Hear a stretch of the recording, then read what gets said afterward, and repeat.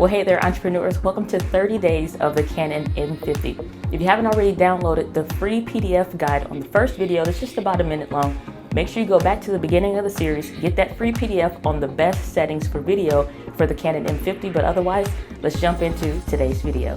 What is up, entrepreneurs, and welcome back to the Canon M50 for video series. Whew.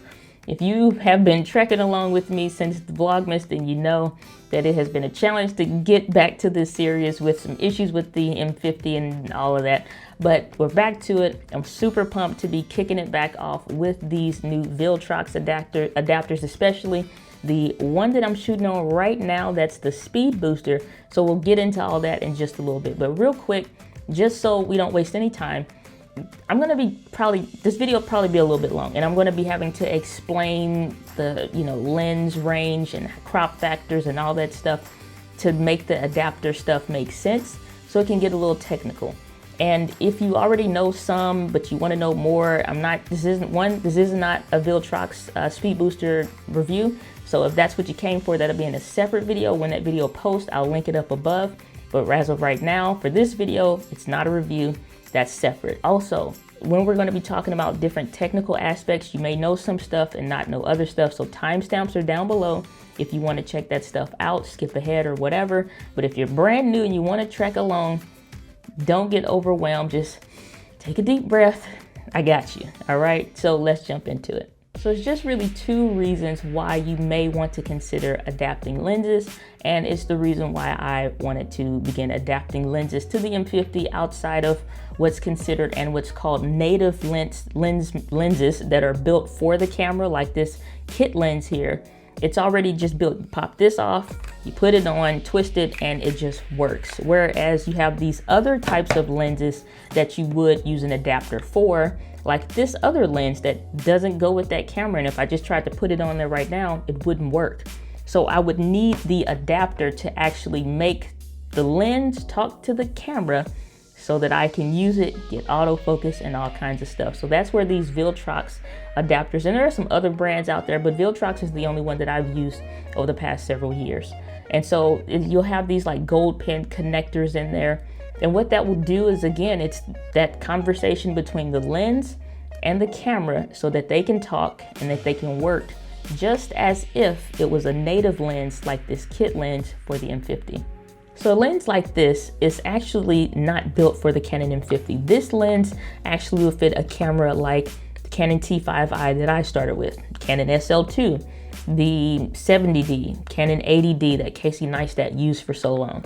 And these are pretty cool lenses that you can check out, but these are for what's called the APS-C or the cropped sensor cameras, which is what all those cameras are.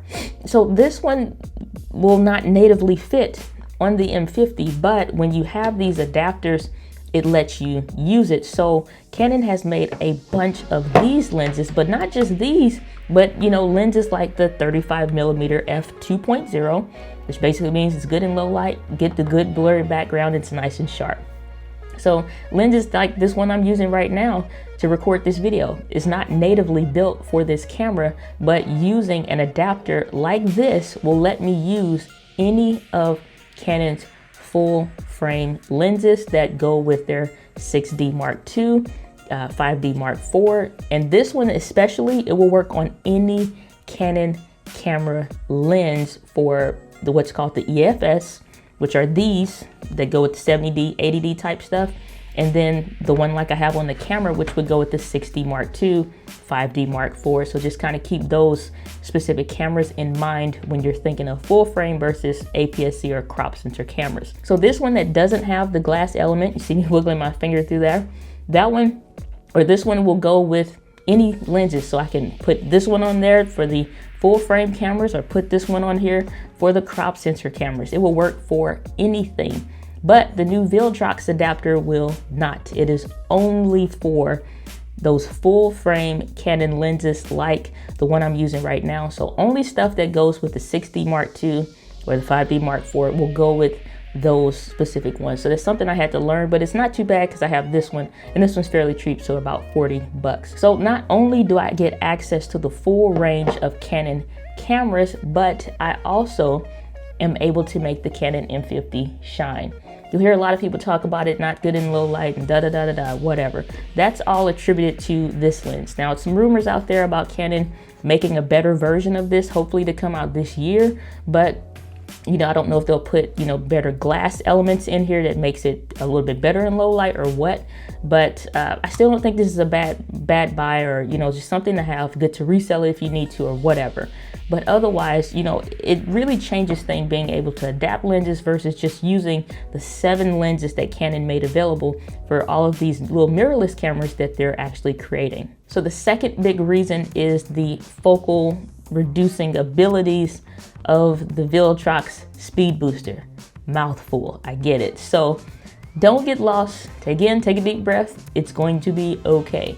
So what happens when you put a lens on the M50? This lens is not built for it. So it's an 18 to 55. It's just a regular, like I said, kit lens, nothing special. But this lens, not being made for that camera, has what's called a crop sensor on it. It's not necessarily the lens, it's the camera. So you have full frame cameras like 60 Mark II that are full. Nothing wrong with it. You put an 18mm lens on it, it's going to be 18mm on the camera. You put that 18mm on a crop sensor body like the M50, then you have to deal with that 1.6 times crop. So this 15mm lens for the kit lens, it's not a true 15mm, because if it was true, it'd be, equivalent to whatever the full frame is, but it's not. You take this 15mm lens, you put it on the M50, it now becomes a 24mm lens, and that's basically just multiplying the 15, which is the millimeter of the lens, by 1.6, which is Canon's crop on their cameras, like the M50, and it gives you 24mm lens. So it would be, that's what that true number would be on a camera like the 60 Mark II. So before you freak out, again, I already know this stuff, it just gets conjumbled, but I'm gonna do one more equation, and then I have something for you that's gonna make this so easy, you're going to love me even more than you already do. When you introduce the Viltrox adapter, the one that is the SpeedBooster with the glass element, so you can't poke your finger through there. This is just a regular one. This is not the one.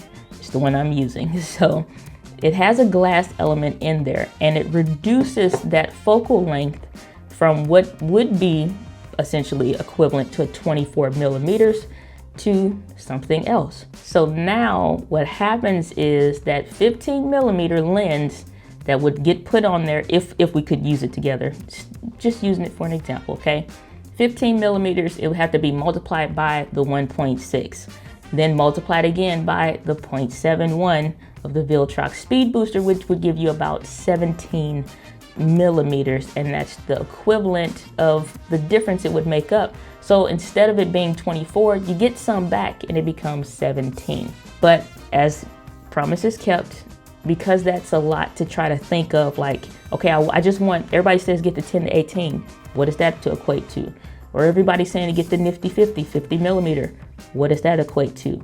And what's the difference now? He's saying it's difference in 1080p versus 4K, and this one with the glass in it, this one with, like, it's too much. So I created a new download that will be included with the M50 guide. So when you go to download the M50 guide for the video settings for this series, you also now will get a new freebie that will just be a calculator for this specific stuff when it comes to the lenses.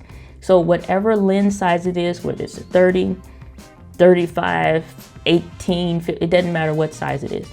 You can put this into the calculator, and whether you just want to record in 1080p, if you just want to use this one that doesn't have the glass element, if you do want to use the SpeedBooster or whatever, it will help calculate and tell you what that true focal range will be, so you can really see, is it really going to be a really long kind of focal length? Like, do I need to stretch the camera halfway across the room? Or can I keep it really close? And that's one of the things that makes the Viltrox SpeedBooster really cool, is that I can literally keep that 35mm in arm's length away when it's just in 1080p, and it looks wide, blurry background, really sharp, and I get all the benefits of a full frame camera in a $500 camera. So let's head over and I'll show you exactly how this works, and then we can finally wrap this video up because I need some more coffee, and if your brain doesn't hurt, mine's maybe starting to. So what this does is let you basically, you put in the specific lens size. So for example, we were talking about the 15 millimeter, and it will automatically multiply the regular Canon crop sensor frame, this 1.6 basically, into this 24 millimeters, which is what its true full frame lens size equivalent is. Same thing for here. If you come over here, it's going to give you that crop factor if you added the SpeedBooster and what that true size would be. And then lastly, if you did it in 4K with the SpeedBooster and what that lens size would actually be. And so that's what that actually is. And then if you scroll to the bottom, it'll tell you specifically if you ever get confused what that is. And yes, these are Amazon affiliate links. So if you do want to support the channel and the work that I do here, then if you're interested in those, it'll take you right to the link to the one that's actually by Viltrox that they sell on Amazon for any of these specific ones. But that'll also give you clarity into, what mount goes with what. So let's take that 35 millimeter lens that I was talking about. So this one is just a regular. If I just take the regular adapter, no glass element in there, just pop that on there, that 35 millimeter lens now becomes equivalent to a 56 millimeter lens. And I'll show you why, like I said, I didn't like that 50 millimeter, that nifty 50 everybody talks about, because by the time you put it on a Canon M50, it becomes an 80 millimeter lens size.